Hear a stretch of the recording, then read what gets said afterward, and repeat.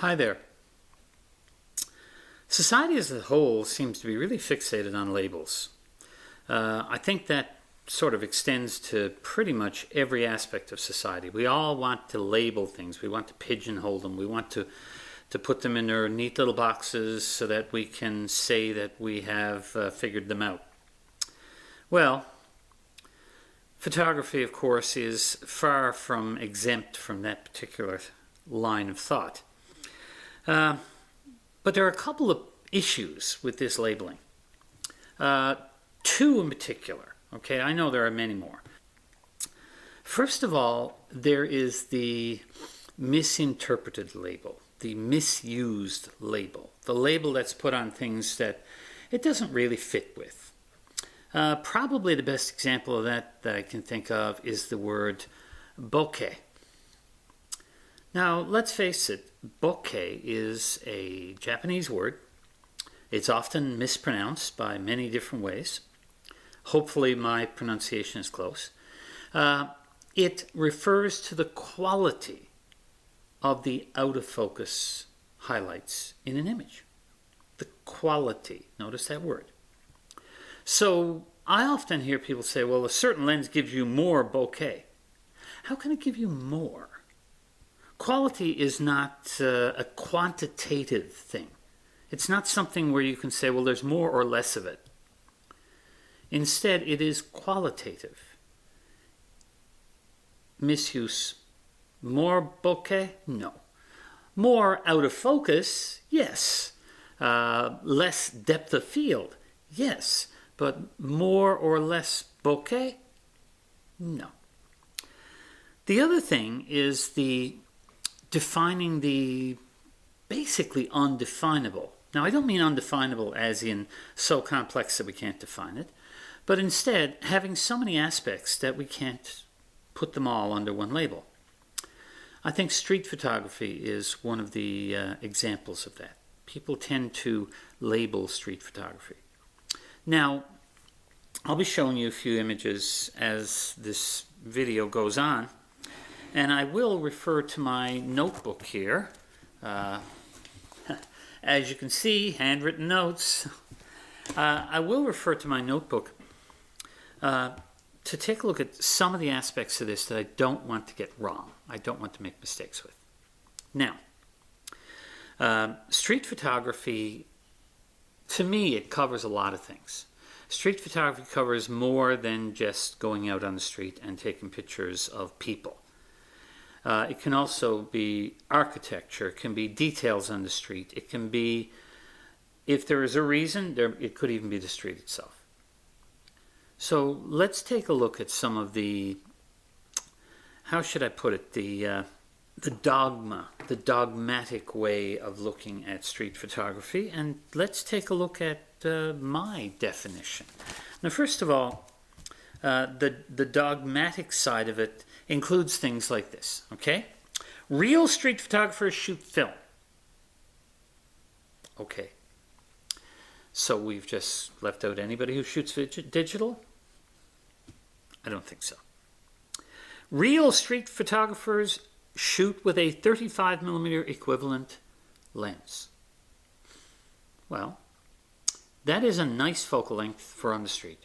No doubt about it. But I don't think that it qualifies as the only possibility. Real street photographers only shoot in black and white. Really?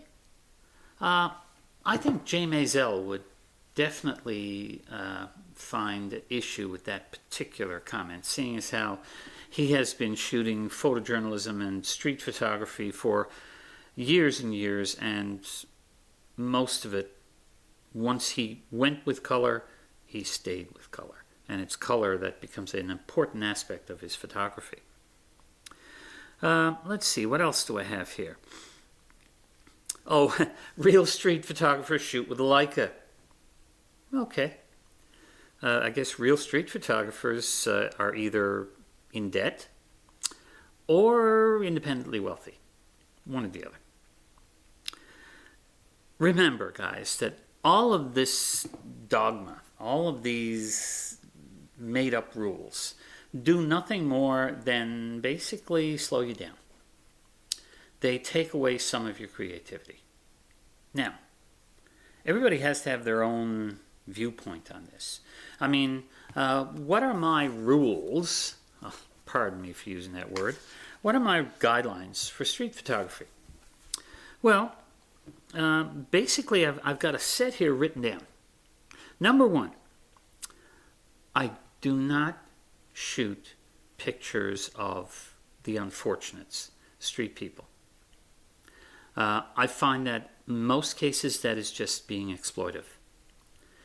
If you can do something to help them, if you can draw attention to their plight in your image, or if your image truly has some impact beyond simply this poor unfortunate person who is living on the street, then I think it's a good image. But for me personally, I'm going to stay away from these most of the time.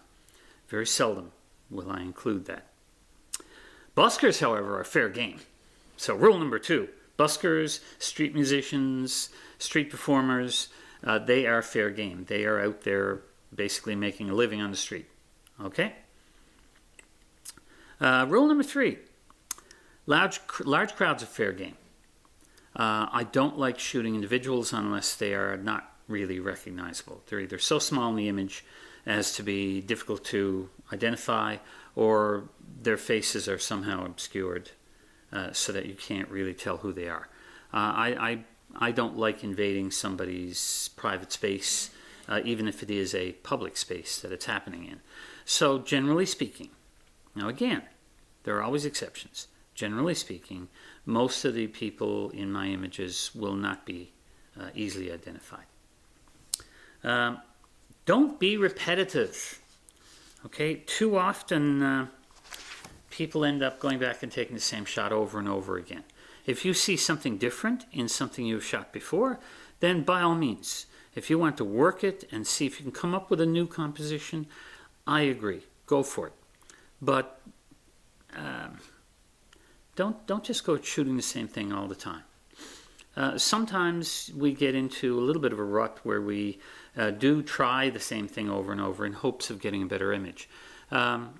If that doesn't happen, though, give up and try something else. Of course, have fun. That's what photography is all about for a hobbyist. We are in photographies. The word amateur literally translates to for the love of. So we love photography. We like doing this. So if we're not having fun, if we're out there treating it like a job when it isn't, then of course all the fun's gone out of it. Really shallow depth of field is not a big deal in street photography. Occasionally I will shoot things with shallow depth of field on the street, but most of the time I set the camera at an aperture like 5.6 or 8, which will give me plenty of depth so that I don't have much in the image that's really out of focus. And I like it that way. I think going out with a full frame camera with an f1.2 50mm lens on it and shooting wide open, you better be bang on with your focus, and you've just eliminated pretty much all of the context of the street. And context, I think, is important, especially in street photography. We're not talking about portraiture here where we're concentrating on the person and the background is just a meaningless mess that we like to eliminate. Instead, that background's part of the scene. All right, folks, that's about it. As for the color versus black and white, I, of course, shoot with a digital camera, therefore my RAW files are color anyway. But I often turn it to RAW plus JPEG and set it to black and white so I can see what the black and white image would look like. If color is going to be a distraction in an image, if the color is going to take you away from the main subject, then I will convert it to black and white automatically. If color, however, adds to the image or has no bad effect on the image, then I will probably leave it as color. All right. That's about all I want to say about this particular topic. I'm sorry about looking at my notebook so much. The big thing here, the takeaway here is don't get caught up in the labeling. Don't think that because a particular label is put on something that you are supposed to deal with it a particular way. Labels can be wrong. Labels can be misused. Labels can be too broad. So street photography, come up with your own definition. If you like street photography, get out there on the street, take some pictures. And if your street happens to be a country lane, still qualifies. If you're shooting pretty much anything from a roadway, you might be able to label that as street photography. But again, it's only a label, isn't it? Well, I hope you enjoyed this video. If you did, give me a like. If you would like to see more of my videos, by all means subscribe to this channel. And if you think anybody could get anything useful from this particular video, then please share it. Well, bye for now.